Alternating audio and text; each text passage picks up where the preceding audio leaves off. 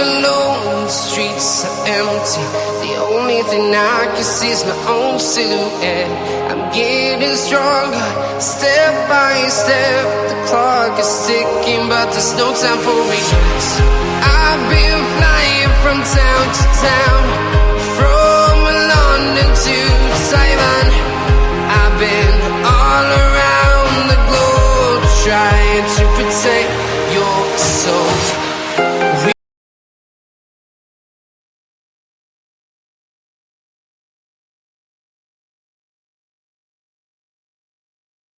Bryan Kohberger, the man accused of murdering 4 University of Idaho students in their home off campus, wants most of the evidence in his case thrown out.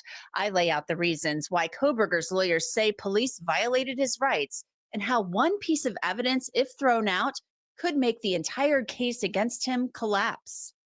Welcome to Crime Fix. I'm Anjanette Levy. Bryan Kohberger's trial is scheduled to begin next August, and his attorneys are asking the new judge presiding over his criminal case to throw out most, if not all, of the evidence police have gathered against him. The 13 motions to suppress include his Amazon, Google, Apple, and AT&T accounts, along with the search of his parents' home and his apartment, his car, cell phone, and the genetic information that was gathered on him. There are also new details about the night that Kohberger was arrested included in those motions.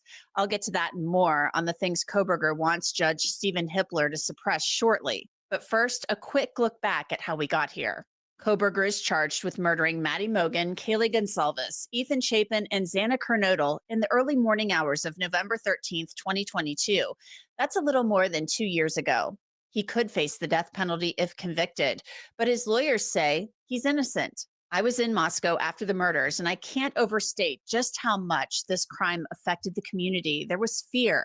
This was a brutal, brutal crime. 4 college kids stabbed to death, some as they slept. More than a month passed without an arrest, and then on December 30th, Latah County Prosecutor Bill Thompson announced that an arrest had been made.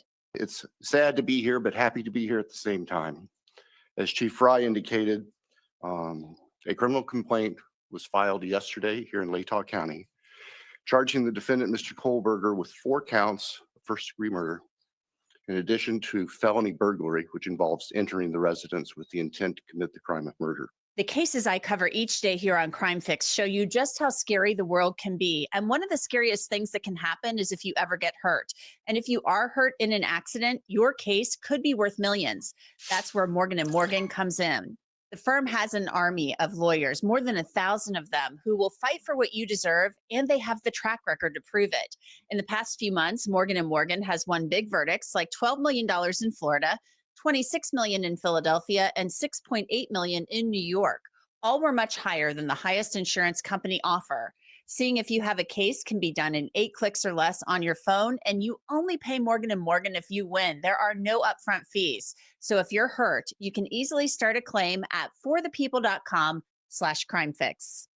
Prosecutors and police say Kohberger's car matches the description of the white Hyundai seen at the crime scene, and DNA found on a knife sheath found on Maddie Mogen's bed matches Kohberger's. Now Kohberger's attorneys have filed 13 motions to suppress evidence. The first is likely the most important because it's the foundation of the state's case. Everything else seems to rest on it.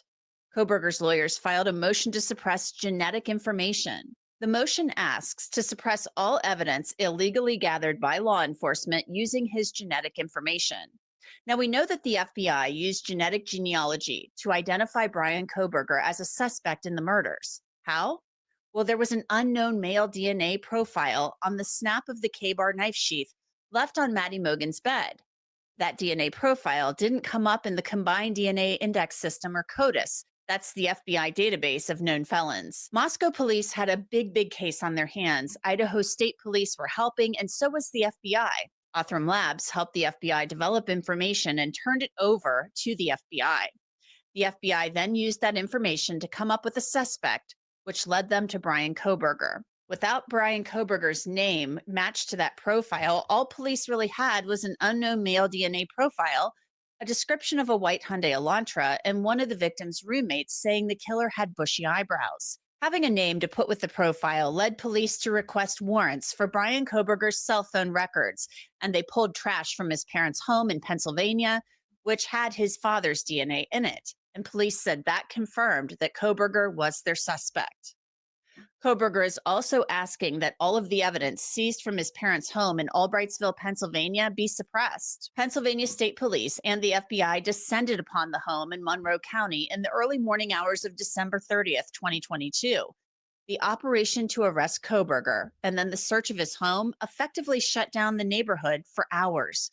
We don't know what law enforcement seized from Koberger's parents' home, but Koberger's lawyers argue he has standing to challenge the search, despite the fact that he doesn't own the home. There are a number of reasons why Brian Koberger's lawyers believe the evidence seized from the home and anything he said should be thrown out.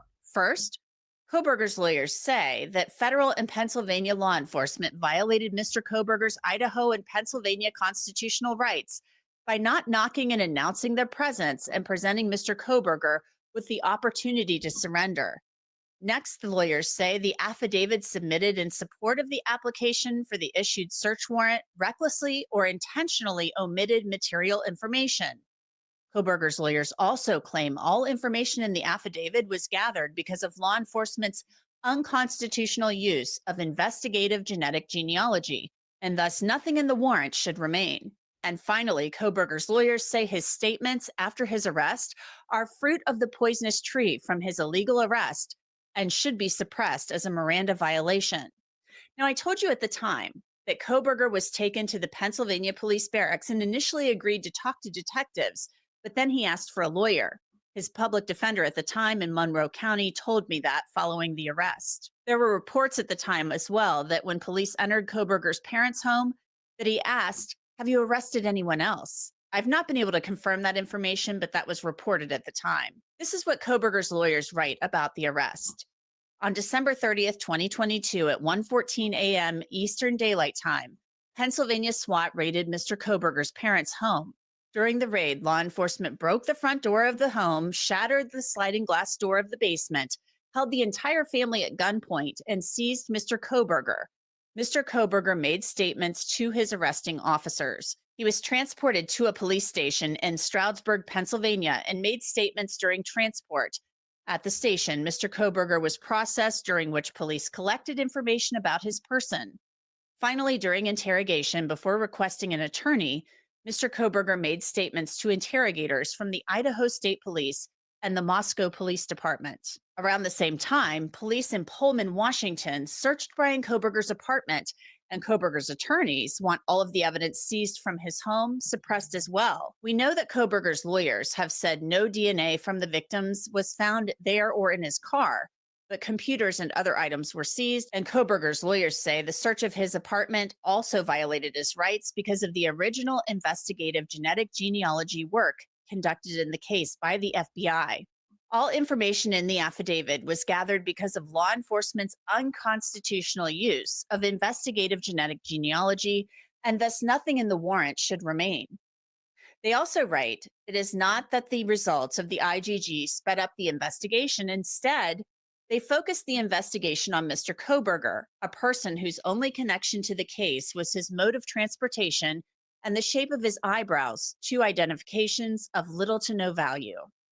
Without IGG, there is no case, no request for his phone records, surveillance of his parents' home, no DNA taken from his driveway in a gated community subject to a refuse removal ordinance. Koberger also wants the judge to throw out the information law enforcement gathered from a warrant for his Amazon account. The motion says the timeframe March 20th, 2022 through March 30th, 2022, and November 1st, 2022 through December 6, 2022 were selected. Koberger is also asking that 3 searches of his Google account be suppressed. His lawyer says the warrant lacked probable cause. Koberger also wants the search of his cell phone and a 2 terabyte USB drive suppressed. They're also asking to throw out the pen, trap, and trace warrant of Koberger's cell phone, which allowed law enforcement to track his location. Koberger also wants all evidence found in the search of his Hyundai Elantra thrown out, along with the searches of his person in Pennsylvania and Idaho, along with a warrant for AT&T. And finally, the defense wants a Franks hearing. That's a special hearing to determine whether police lied in an affidavit in an effort to get a search warrant.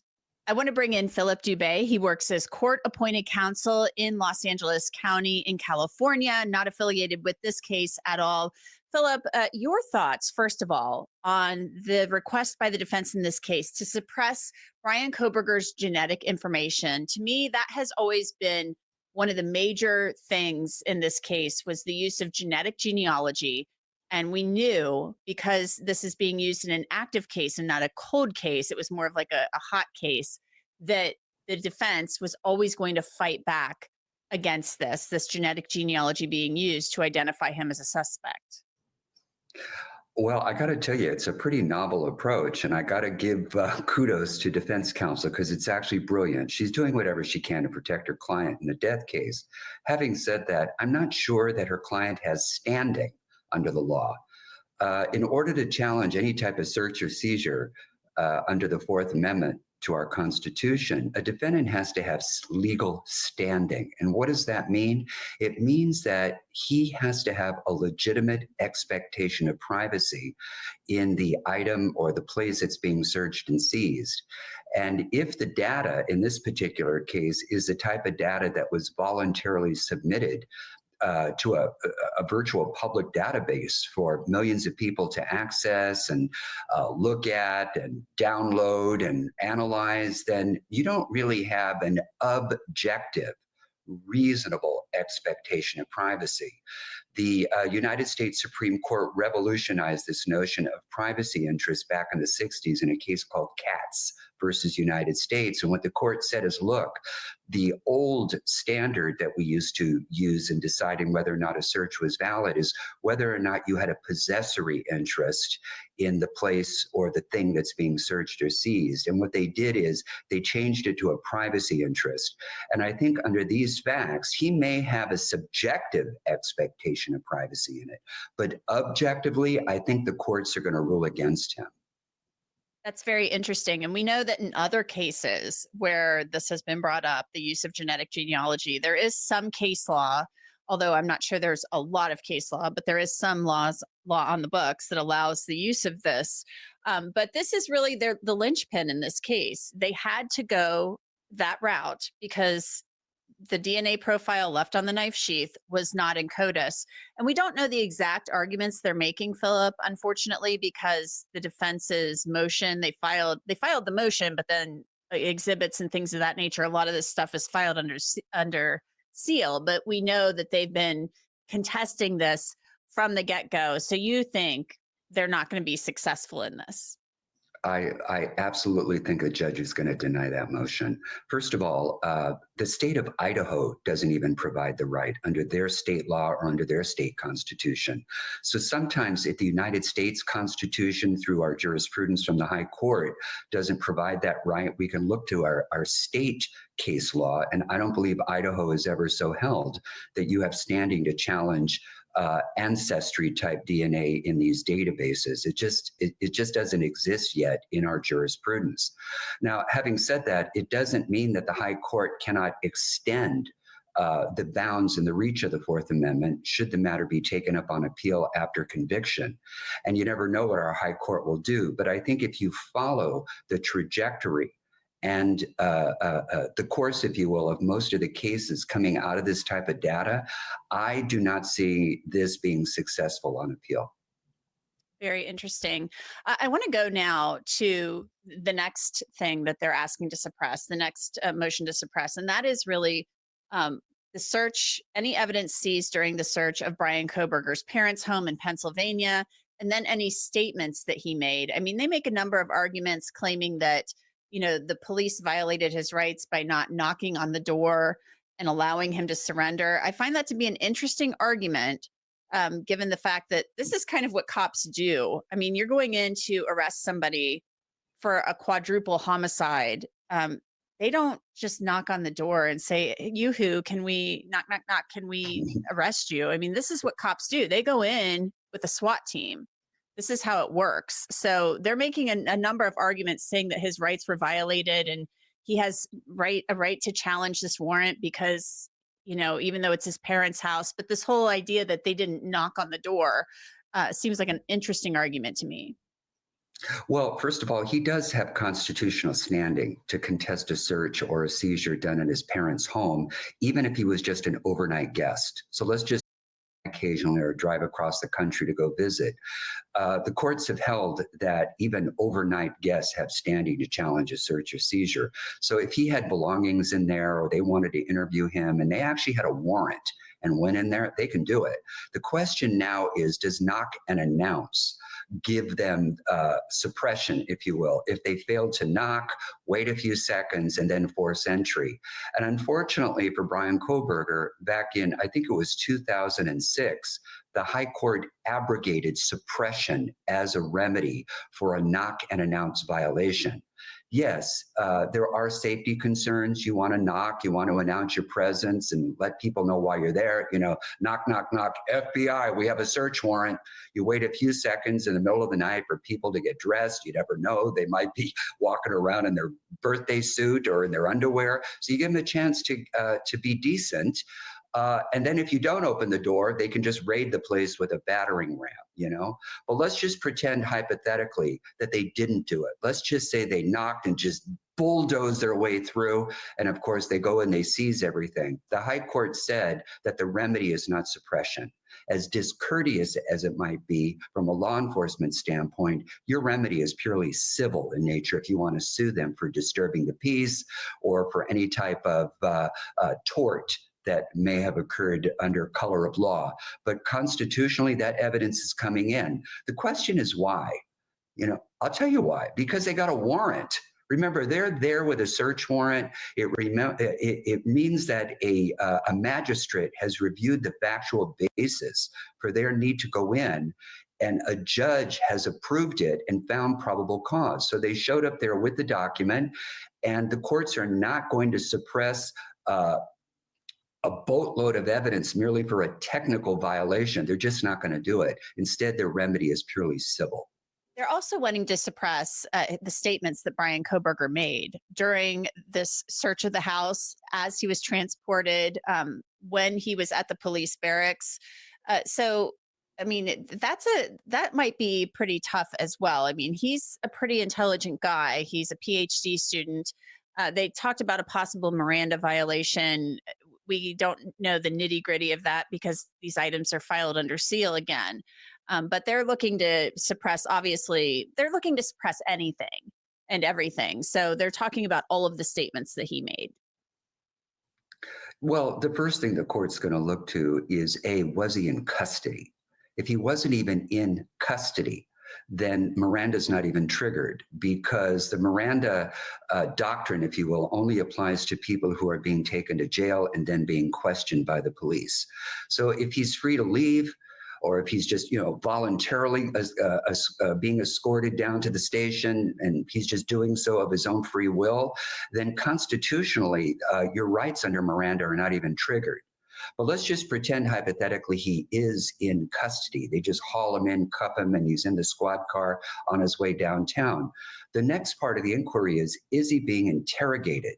Because again, Miranda only applies when you are being questioned by police about the crime, not about ordinary booking procedures like what's your name, what's your height, your date of birth, where were you born, do you have any medical problems?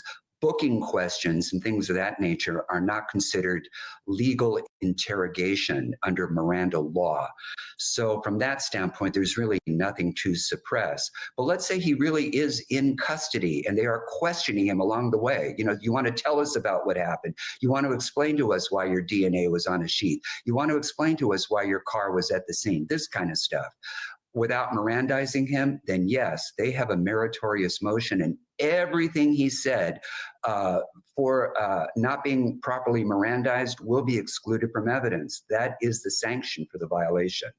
Let's move on now to the electronic evidence. They want to suppress, they're asking to suppress everything, you know, his Amazon account, Google, Apple, AT&T accounts, you know, cell phone records, all of this electronic evidence. They're basically saying these affidavits for the search warrants lacked probable cause, and they only got these because of the genetic genealogy information. So just because you're asking to suppress the information, does it necessarily mean that it's damaging to your client or incriminating, or do you do this because you see things in there and you just, or you think it was just a grave constitutional violation? Can it be both, or what do you think about that? Well, first of all, anytime you're moving to suppress evidence, it means that the state has something that they want to use against you at a criminal trial. I mean, very rarely are they on the hunt for exculpatory evidence to exonerate you and set you free. They're looking to make a bust and get a conviction, frankly. Okay, so defense counsel has an obligation, in fact, we're duty bound to sort of enforce the rights of our clients to make sure that they're not improperly interrogated in violation of due process or Miranda, and that they are free from unreasonable searches and seizures. And if they obtained anything, even by way of a search warrant, unlawfully, the remedy is a hearing before the court and suppression. So in a situation where you have a warrant for electronic data or social media data, etc., if you feel that the affidavit that was prepared by the law enforcement officer to get the warrant is full of untruths and falsities, or it omits certain facts that would negate the probable cause, then the remedy is what we call a motion to traverse the search warrant. And what that means is the court can go behind the warrant, look at the affidavit, and basically see if the cop lied. You know, if the cop lied, just fabricated things, or deliberately omitted facts that somehow contorted and twisted things into probable cause, then the remedy is suppression. Now, what the court can also do, the court can sever the falsities or the misstatements and the omissions and see if absent the falsities, there's still enough probable cause. So even though you bring what we call a Frank's motion or a motion to traverse, it doesn't mean that everything gets suppressed. It just means the court has to do an analysis to see if the factual basis can be severed and allow everything else in the affidavit to survive and support probable cause. And I've seen it happen over the years. So yes, it's a right in the end without a remedy. And they are asking for that Frank's hearing. Philip Dubé, thank you so much for your time and your expertise as always. Take care. And that's it for this episode of Crime Fix. I'm Anjanette Levy. Thanks so much for being with me. I'll see you back here next time.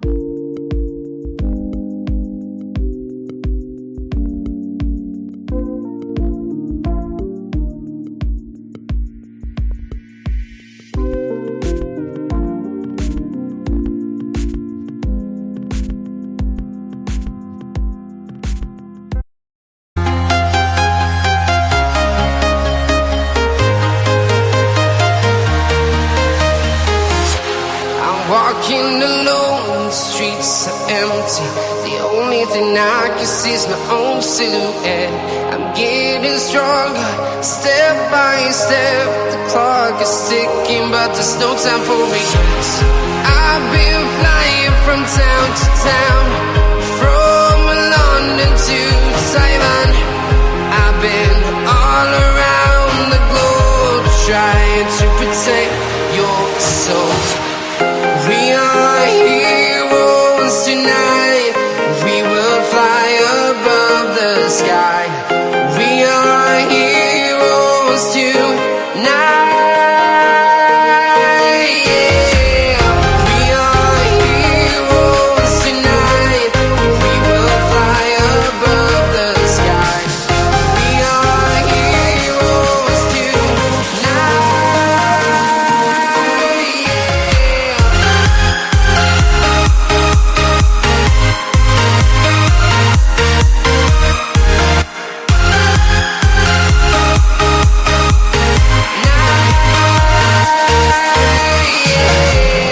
Feel like a dynamite, ready to explode right up in the sky. I need you to listen. I